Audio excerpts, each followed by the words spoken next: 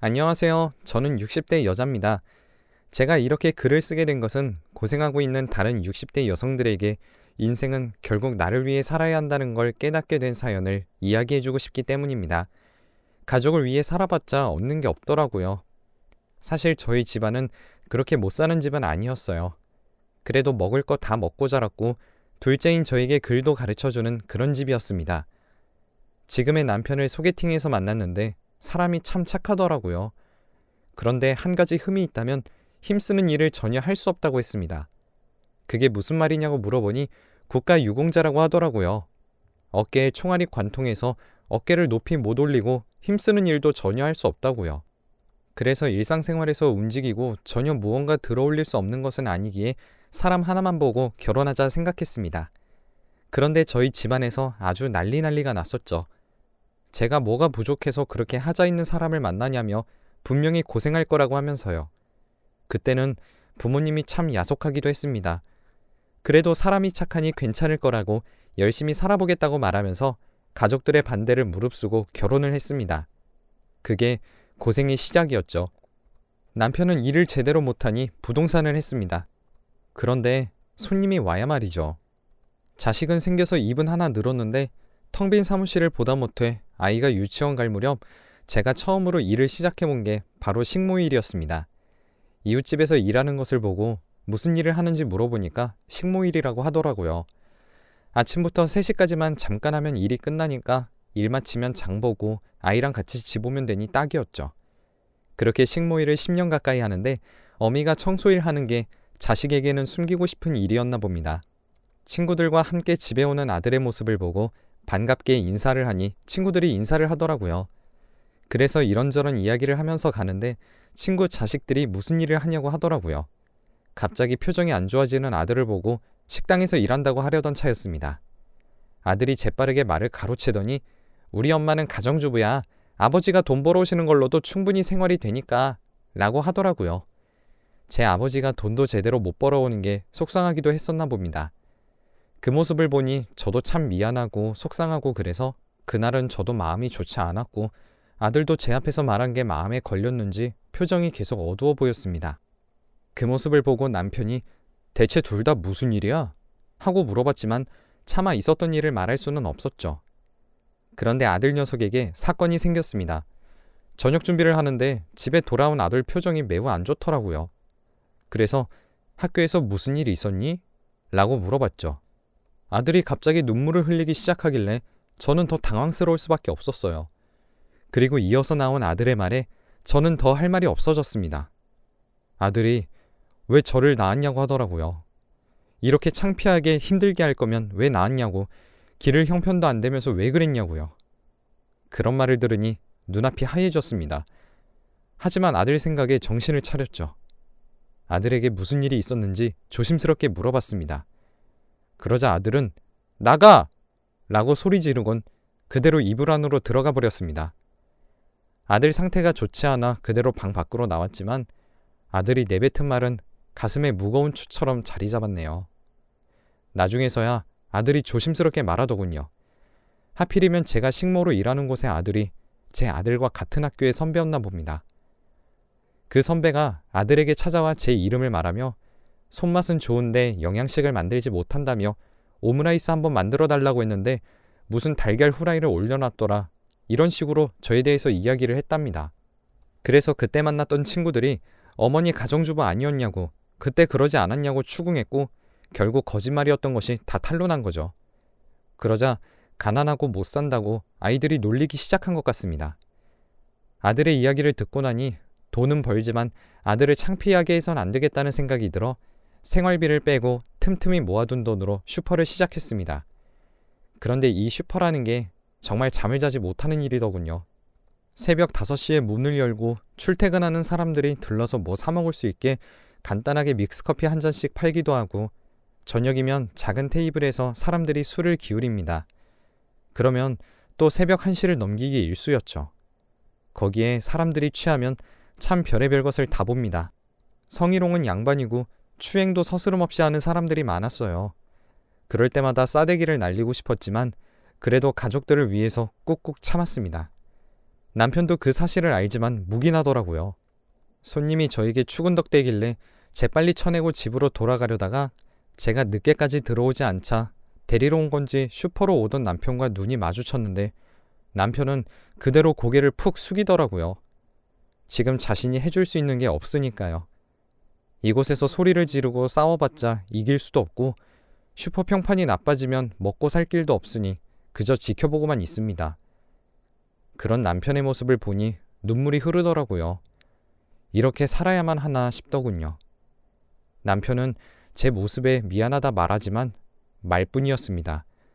무거운 짐을 못 드니 슈퍼에 들어오는 물건을 들여다 주지도 못하고 절 지킬 수 없으니 그래도 어쩌다 한 번은 슈퍼에서 가게를 보기도 하더군요. 어느 날은 너무 졸려서 길거리를 걷다가 깜빡 졸아 그대로 바닥에 털썩 주저앉아 버릴 뻔한 적도 있었습니다.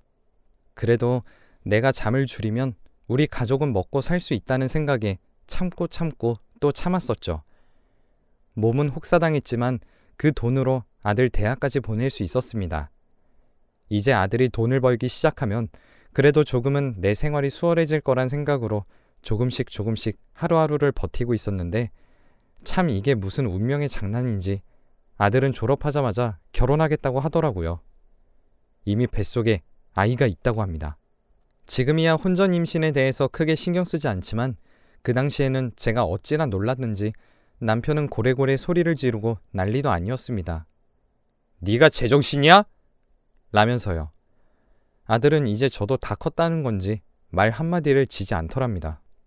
유일한 내 편이에요. 인생 낙오자인 아버지가 내가 이렇게 잘 자라서 결혼까지 떡하니 하겠다고 하면 고맙다고 해도 모자랄 판에 소리는 왜 질러요? 그러면서 그동안 쌓였던 게 많다며 한풀이를 합니다. 난 내 가족한테 그렇게 패 끼치고 살질 않을 거야. 내 아내랑 태어날 자식들만 돌볼 테니까 두 분은 이제 서로만 생각하고 사세요. 사실상 절연통보였습니다. 전 그야말로 하늘이 노래졌죠. 아들이 일을 시작해서 이제야 조금이나마 내가 쉴 수 있을까 싶었는데 어떻게 나한테 이러냐며 아들을 최근에 봤지만 아들의 표정은 더욱더 일그러지기만 하더라고요. 그런 아들의 표정은 처음 본 것 같았습니다. 아들은 이 거지 같은 집구석 지긋지긋해. 대체 왜 나한테 빌붙으려고 했던 건데? 길러줘서? 그걸로 그렇게 생색내려고 하는 거면 앞으로 조금씩 용돈이나 붙여줄 테니 그거나 받아서 살아요. 어머니 아버지라고 부르고 싶지도 않네요. 라며 그대로 문을 박차고 나갔습니다. 그 모습을 보니 참 인생 헛살았구나 싶더군요. 남편은 그런 아들의 모습이 충격이었는지 그 뒤로 몸에 기운이 없어 보이고 밥도 제대로 먹질 않았습니다. 점점 야위어져가는 몸에 당신이 죽으면 나 혼자인데 날 생각해서라도 좀 기운 좀 차려 라고 했지만 오히려 자기 같은 짐덩어리는 없어져야 된다고 말했습니다. 그렇게 1년 뒤 남편은 그대로 저를 떠났지만 아들에게는 그 어떤 통보도 하지 않았습니다. 이야기에서 뭐하나 하는 생각도 있었고 남편이 아들의 얼굴을 보고 싶어 하지 않았던 것이 생각났기 때문이었죠. 남편을 그렇게 조용히 보냈습니다. 일 하나 제대로 도와주지 못한 남편이 참 원망스럽고 밉기도 했지만 텅 빈 집을 보니 그래도 옆에 누군가 있다는 게 더 좋다는 걸 그제서야 깨달았습니다. 새벽같이 일 끝내고 집으로 들어와 온기 하나 없는 이불을 덮으며 참 많이 울었습니다. 혼자 생활한 지 3년이 지나자 슈퍼를 접기로 마음먹었습니다. 혼자 살다 보니 그렇게 돈도 많이 안 벌리고 무릎이 아파서 걷는 것이 쉽지 않아 쉬었다 걷고 하는데 슈퍼 일은 생각도 못할 일이었습니다. 병원에 한번 가보니 퇴행성 관절염이라며 젊은 나이임에도 불구하고 관절이 다 닳았다고 하더랍니다. 참 어이가 없었어요. 60도 안 된 사람이 벌써 관절이 다 없어졌다면서 일을 너무 많이 했다고 하니까요. 이렇게 몸이 망가져라 자식을 키웠지만 자식놈은 여자 만나서 저렇게 나가버렸으니 참 인생 덧없단 생각이 들더라고요. 내 인생 차라리 나를 위해 썼더라면 이렇게 슬프지는 않았을 거라는 생각과 함께 눈물 날 때도 많이 있었습니다. 슈퍼를 접고 집에서 쉬고 있는데 식당 일을 하는 친한 동네 언니가 제가 글도 좀 알고 덧셈도 할 줄 아니 카운터를 봐달라고 하더라고요. 그래서 알겠다고 말하고 그곳에서 일을 시작했습니다. 앉아서 손님이 내미는 영수증을 보고 그대로 계산만 해주는 일이라 손쉬웠죠. 회사가 많은 동네라 그런지 점심시간만 바짝 바쁘고 나면 늦은 오후부터는 여유롭게 쉴 수도 있고 식당임에도 주말에는 쉬는 것이 몸에 무리가 가지도 않았습니다. 일하면서 언니에게 생각날 때마다 고맙다고 말한 것 같네요. 그러던 어느 날 언니가 늘 고맙다 고맙다 하는데 부탁 하나만 들어달라고 하더라고요. 그래서 언니 부탁이라면 뭐든 해야지 라고 이야기를 하니 전혀 생각지도 못한 부탁을 하더군요. 식당에 오는 손님 중에 한 분이 절 마음에 들어해서 만나고 싶어 하니 한번 만나주라고 합니다. 저는 매일 제대로 꾸미지도 않고 편한 옷으로 가만히 앉아 있었을 뿐만 아니라 몸도 성하지 않은데 어떤 것을 보고 제가 마음에 들었는지 참 이해할 수 없었습니다. 그래도 언니 부탁이라 어쩔 수 없이 그 사람을 만나러 향했습니다. 만나기로 한 가게에서 절뚝절뚝 걸어오는 모습에 그 사람은 깜짝 놀라서 다가와 부축해 주더군요. 그리고는 어디가 아프냐고 물어봤습니다. 그래서 저에게 정 떨어지라고 솔직하게 말했죠. 퇴행성 관절염인데 수술비가 없어 수술을 할 수 없어 이렇게 다닙니다. 정이 뚝 떨어졌을 거란 생각과는 다르게 조심스럽게 의자로 안내해서 앉히고는 많이 아팠겠다라며 제 걱정을 해주었습니다. 갑자기 마음이 울컥해져 생각해보니 이제껏 저를 위로해준 사람이 없었더라고요. 그걸 깨달으니까 제 인생이 참 서글프구나 라는 생각이 들었습니다. 그 사람은 제가 돈이 없고 몸이 불편한 걸 알면서도 저와 자주 만났어요. 손님에게 하는 행동을 보면 성품이 착하고 일하는 모습을 보면 꼼꼼한 성격이 보여 제가 점점 마음에 들었다고 합니다. 저를 저로 봐주는 이 사람의 모습에 재혼을 하게 되었습니다. 아무래도 재혼이다 보니 크게 하지 않고 혼인서약서에 반지만 교환하기로 했죠. 그리고 남편의 집에 들어갔는데 제가 예전에 식모로 일했던 곳이 생각날 정도로 좋은 집이라 정말 이곳이 남편 집이 맞는지 의심될 정도였습니다. 재혼을 하고 나서 알게 된 사실은 남편이 꽤 돈이 많은 사람이라는 것입니다. 크진 않지만 자기의 사업을 하고 있어 사장님 소리 듣는 사람이었다는 걸 결혼하고 나서야 알게 되었네요. 그전까지는 그저 평범한 회사원이라고만 말했었으니까요. 남편이 무릎 수술도 해주고 같이 산책도 하며 재활운동도 같이 해주면서 살뜰히 보살펴주더군요. 왜 이렇게까지 하는지 물어보니 전 아내가 병으로 사별했는데 그때는 자기가 너무 일에만 집중해 제대로 함께 있어주지 못했던 것이 한이 몸도 건강해지고 마음도 편안하니 저는 50이 넘어서야 행복이라는 것이 무엇인지 제대로 알 수 있었습니다. 그런데 행복이란 놈은 참 빨리 사라지려고 하더라고요. 제가 재혼한 것을 어떻게 알았는지 아들에게서 연락이 왔습니다. 재혼했다면서요? 다행이네요. 엄마도 행복해져서요. 몇 년 만에 듣는 아들의 목소리. 그것도 따뜻한 목소리에 참 말문이 막히더라고요. 그렇게 매정하게 나갔어도 자식은 어떻게 할 수가 없다는 생각이 들었습니다. 아들과 오랜만에 전화 후에 친한 언니한테 연락이 왔습니다. 아들이 제가 일하는 곳에 찾아왔는데 재혼했다는 말에 울그락불그락 했다가 경제력이 괜찮은 곳으로 시집갔다는 언니의 말에 갑자기 표정이 좋아졌다는 겁니다. 그러면서 아들이 참 효자라고 하는데 그 말을 들으니 갑자기 뒤통수에 망치를 맞은 기분이 들었습니다. 돈. 그야말로 아들 인생의 전부라고 할 수 있었던 것이었습니다. 저는 제가 생각하고 있는 일이 제발 사실이 아니길 바라면서 며칠 뒤 아들에게 연락했습니다. 기꺼이 자신의 집으로 초대하는 아들이 참 씁쓸했습니다. 돈이 없을 때는 그렇게 나가서 몇 년 동안 연락 한번 하지 않더니 돈이 있다고 하니 먼저 제 집으로 초대를 하니까요. 이래서 사람들이 돈 하나 싶었습니다. 약속날이 되어 아들의 집에 가니 이제 막 유아원에서 하교한 손자와 며느리 그리고 아들이 기다리고 있더라고요. 집은 그렇게 크진 않지만 세 식구가 살기엔 딱 좋다고 생각될 만한 크기였습니다. 제가 집에 와서 앉으니 며느리가 대뜸 손주에게 할머니야, 할머니 해봐 라고 합니다. 손주는 낯을 가리는지 저를 보질 않았는데 그 모습에 어머니, 애가 낯을 가려서요 라고 웃더군요. 오늘 처음 얼굴 본 며느리에게 너도 오늘 날 처음 보는데 넌 낯가림이 없나 보구나 라고 하고 싶은 걸 참고 또 참았습니다. 식사 한번 대접하고 싶었다면서 자기가 열심히 차렸기에 먹어보라는 말에 한 수저 들면 식사를 하는데 이런저런 이야기를 하던 아들이 대뜸 그럽니다. 그래서 이번에 결혼한 아저씨 돈 얼마나 있어? 집은 몇 채나 가지고 있고 손주한테 용돈 좀 안 주시려나? 갑자기 머리에 피가 싹 식는 기분이었습니다.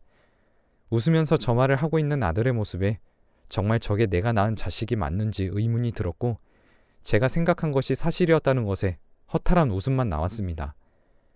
그런데 제가 웃으니까 아들은 긍정적으로 생각했는지 신나게 말합니다. 회사 사장님이라 했던가? 나 거기 취직하면 바로 부사장으로 달 수 있어? 아니면 사원으로 실무 좀 배우고 올라가야 하나? 이제 만나면 아버지라고 하면 되지? 그 말을 듣자 아들이 제 가슴에 대못을 박았던 말이 생각나더랍니다. 이제는 어머니 아버지라고 부르고 싶지도 않네요. 라고 하며 문 밖을 나가던 그때 그날이 전 아직도 생생한데 아들에게는 돈 앞에서 언제든 바꿀 수 있는 말이었나 봅니다. 그래서 제가 결국 입을 열었습니다. 너는 네 아버지가 언제 돌아가셨는지도 안 물어보고 새 아버지를 아버지라고 부르니? 제 날카로운 목소리에 아들이 뜨끔하더라고요. 그러자 며느리가 감싸는 게 더 가관입니다. 이가 아버님 돌아가셨다는 소식을 건너서 듣고 자기가 불효자라면서 몇 날 며칠을 울었어요. 라는데 어이가 없었습니다. 그러면 찾아와서 인사라도 한번 드리지 그랬냐니 이런저런 변명을 합니다. 이렇게 웃으면서 말하는 아들 본 게 언제였는지 생각하며 들어보니 결국엔 돈 좀 달라고 회사에 들어가게 해달라고 하는 아들 부부에게 자리에서 일어나 말했습니다. 오늘 이 자리에 나온 것은 전에 있었던 일을 네가 반성하고 다시 연을 이으려는 건가 보고 판단하려고 나온 거였어. 하지만 네 모습을 보니 그런 건 전혀 없구나. 자식 이기는 부모 없다고 하던데 자식이었던 네가 원하는 대로 아버지 어머니라고 부르지 않고 살 수 있게 더 이상 안 만났으면 좋겠구나. 저의 냉랭한 모습에 아들이 무릎을 꿇으면서 자기가 지금 돈이 급하다며 도와달라고 하는데 참 어이가 없었습니다. 그래서 지갑을 열어 지갑 안에 있던 100만 원을 그대로 아들 얼굴에 집어 던졌습니다. 필요 없다고 하는데도 가지고 다니라고 해준 남편에게 고맙더라고요. 그리고는 말도 없이 그대로 문 밖으로 나왔습니다. 그래도 그렇게 나갔어도 아들이라고 여겼던 자식을 시간이 흐르고 흐른 뒤에야 제 스스로 잘라내고 나니 참 마음이 허하더라고요. 남편에게 이야기하니 노발대발하며 그깟 100만 원으로 잘라버린 게 다행이라고 잘했다고 합니다. 아들은 잃었지만 그래도 이제는 제가 저를 위해 살 수 있는 인생이 열렸습니다. 앞으로는 제 인생을 위해 살아보려고요. 제 이야기는 여기까지입니다. 들어주셔서 감사해요.